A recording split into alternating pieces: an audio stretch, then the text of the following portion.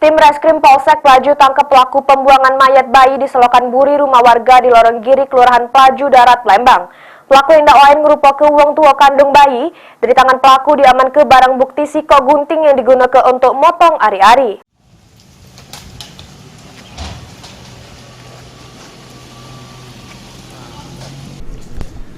Inilah Sri Wahyuni, pelaku pembuangan bayi yang ditemukan di selokan Jalan Tegal Binangun, Lorong Giri, Kelurahan Pelaju Darat, Lembang pada 26 Maret 2023 liwat di salah sikok parit buri rumah warga.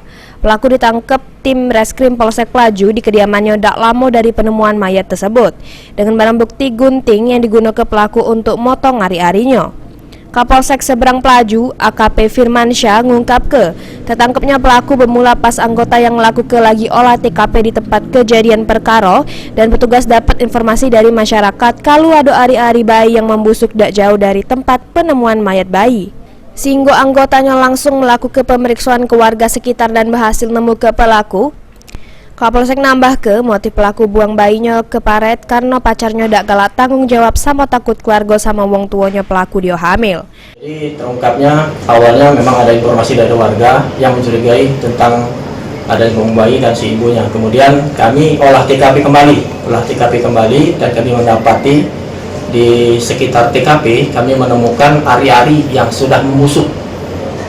Ya, jadi ari-ari yang sudah membusuk. Jadi kami melakukan menaruh curiga terhadap tersangka. Kemudian malam itu juga yang kami curigai tersangka kami bawa ke rumah sakit melakukan pemeriksaan. Untuk motifnya Bang? Jadi untuk motif karena diduga pacarnya tidak bertanggung jawab terhadap kehamilan tersangka ini. Untuk tanggung jawab ke perbuatannya, pelaku dijerat pasal 306 Junto 308 dengan ancaman paling lama 6 tahun penjara. Heru Wahyudi, PAL TV.